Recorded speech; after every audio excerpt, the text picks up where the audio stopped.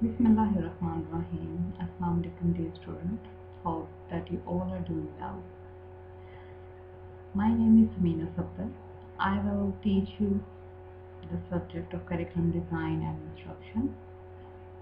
Today I will start the second topic, and as usual I will again say that your feedback is very much important for me for assessing your understanding about the topic. So you can comment in the Google Classroom if you are facing any difficulty, or you can comment in the comment box, and you can email me on the email ID I will provide you in the last slide. So let's start the topic.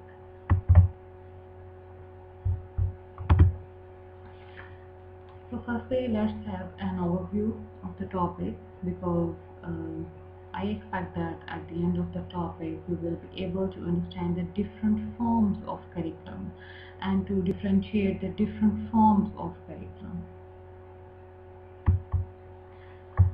So this is our second topic, titled various forms of curriculum. So let's see the forms of curriculum. The first form of curriculum is here, that is core curriculum. Core refers to the heart of experiences every learner must go through, or the fundamental knowledge that all students are required to learn in the school. Second, a core curriculum is a curriculum or a course of study which is deemed central and usually made mandatory for all students of a school or school system, such as math, science, English, history, and geography. The learners have no option but to study the prescribed course and to move to the next level in their education or earn a diploma. So what is the core curriculum? It refers to the mandatory subjects which are considered fundamental and essential for the learners. The examples you can see here, that the examples include the subjects of maths, science, Urdu, SST. Here you can see that there is no option for the students to skip any course, but he or she has to study that particular subject. If he or she fails in a subject, then he or she has to repeat that subject, because it was prerequisite to proceed to the next level or to be promoted to the next level or grade. You can take another example uh, at elementary or secondary level, where the mandatory subjects are, you read the subjects of Urdu, English, math, science, SST, and computer, that were essential or mandatory for every student. Likewise, you can take the example of your program, BS English, botany, zoology, math. The all subjects you are studying are fundamental for your program, and you all are learning these subjects. You have no choice for skipping any type of course, any type of subject here. So these all courses which are necessary, essential, and mandatory for every learner, because this is the common learning for every learner. They cannot skip any subjects. This is called the core curriculum. The next type of curriculum is the subject-centered curriculum. Again, the Plato's philosophy is here. The subject-centered curriculum revolves around a particular subject matter or discipline. Here, the subject matter is considered more important. For example, a subject-centered curriculum may focus on math or biology. So teachers are considered more important to decide about the content or the methodology for the learners. Learners are considered passive ones. They have to not memorize the subject. Their needs, their interests are not considered worthwhile or important. So the importance is only of the subject matter, and the mastery of knowledge is considered more important. This type of curriculum tends to focus on the subject rather than the individual needs or interest. So curriculum developers organize the curriculum around a given subject area and plan activities that will lead learners to the mastery of the elements of the subject area. Here, the teacher facilitates the learner to have the mastery on the subject matter. They do not consider the learner's needs or interest because subject matter is more important. So here, if you don't memorize the formulas of math, you are not able to perform calculation or to proceed to the next level. So this is called the subject-centered curriculum, which revolves around the subject or the content or the subject matter. The next form of curriculum is learner-centered curriculum. It is totally opposite to the subject-centered curriculum, where the interest and needs and the psychology of the children or the learner of the students are considered more important. Students work in pairs, in groups, or alone depending on the purpose of activity, because the teacher engage the students in activities because they perceive the students more creative and reflective. So this is based on the learning by doing concept, because students learn those concepts more effectively in which they are actively involved.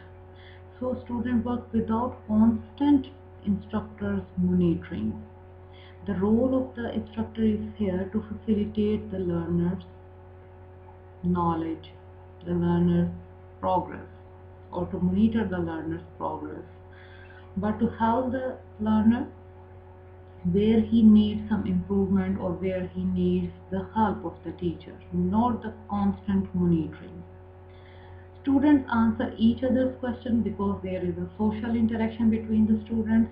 If some students doesn't know about something, then the other student who is able in that or competent in that particular subject, then he may help his or her class fellow.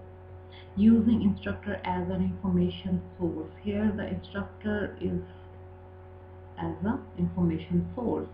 Students can get help from the teacher.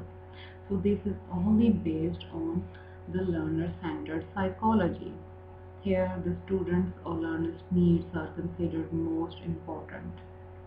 The next type of curriculum is the hidden curriculum.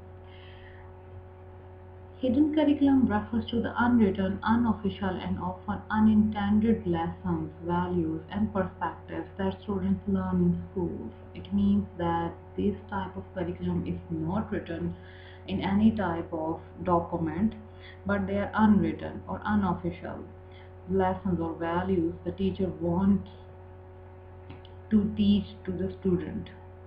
The hidden curriculum concept is based on the recognition that students absorb lesson in school that is a part of the formal course. It means that the school promotes such values or the teacher promotes such values or traditions or cultural values which are considered very important, but they are not in the form of written form. For example, how they should interact with peer. If you take the example of the classroom, then what would be the hidden or unintended lessons that are not in written form? The teacher can teach the students or can inform the students about the interactions of the peers and how to interact with teachers or the elders or the other adults, and how should they perceive the different races and the groups and the classes of people, and how they should behave positively and demonstrate positive behavior which is desirable and acceptable for the society, for the teachers, for the elders. So these all ethical values or traditions that students absorb in a formal classroom, but they are not in written form, they are all considered the part of hidden or covert curriculum. The next is concomitant curriculum.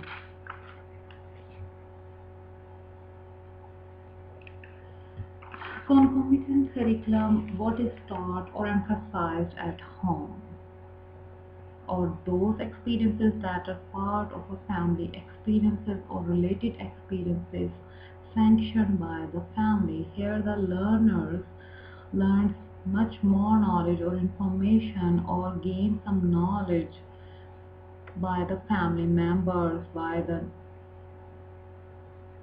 neighbors.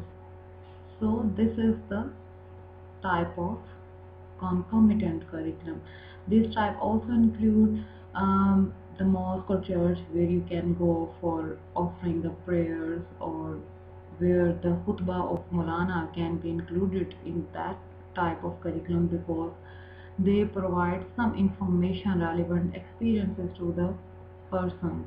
So in the context of religious expression, lessons on values, ethics, morals, or social experiences based on the family preferences. So these all lessons or values gained through the family members, or the experiences of the family members, or gained by the any place like mosque or church, and their values, these are all the part of concomitant curriculum.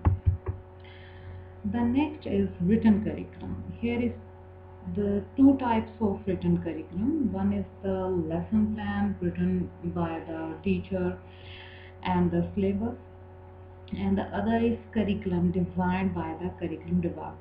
You can see the National Curriculum Document of Pakistan 2006, where you can see the standards, benchmarks, and SLOs of any subject.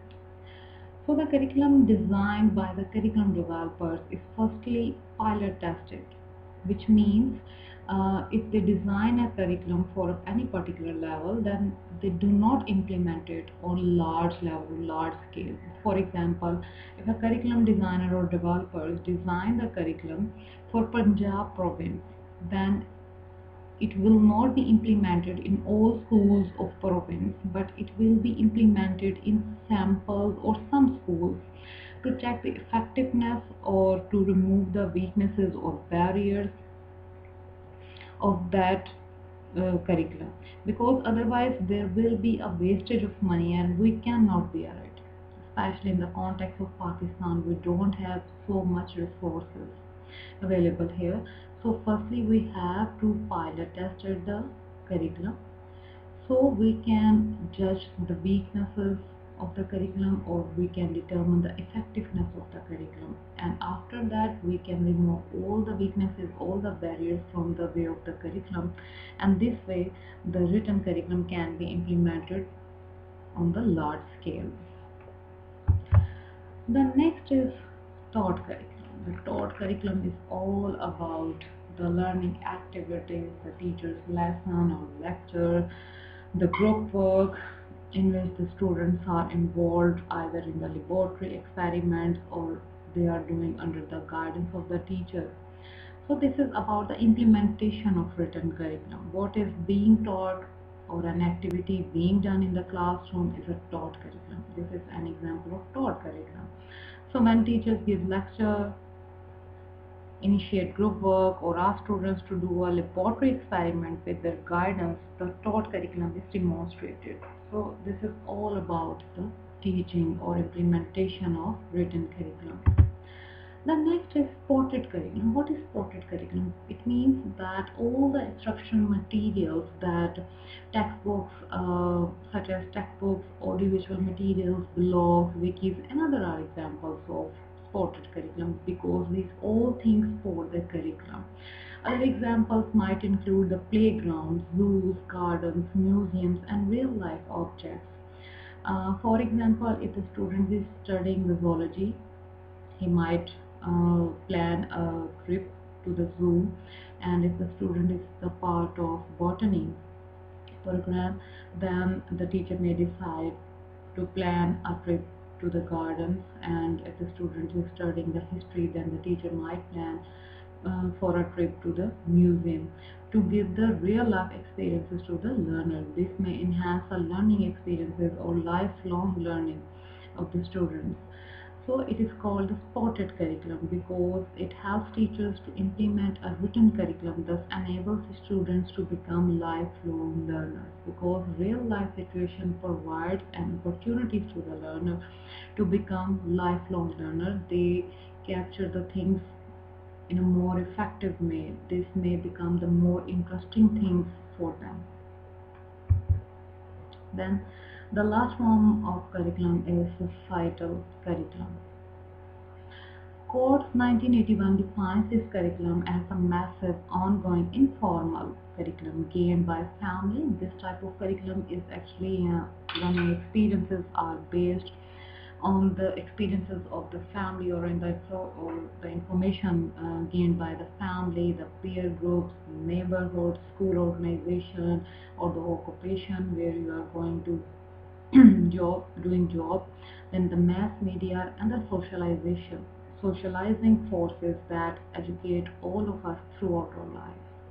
So here the mass media is playing an important role.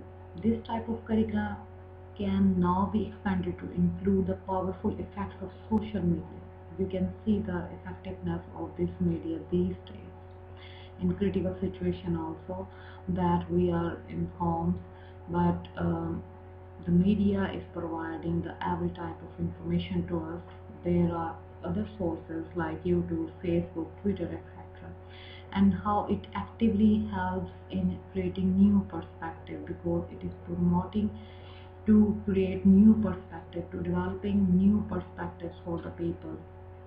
So this type of curriculum is very important, which is gained by the family member, peer group, organizations, occupational, and most importantly, the mass media, that is more socializing force to educate the people. This is my content information. You can give your feedback on this email ID if you have any query or any difficulty regarding the topic of today. Then you can drop your comment in the comment box in the Google Classroom, or you can email me on this email ID, that is saminasabda12345 @gmail.com. Thank you so much. Have a good day.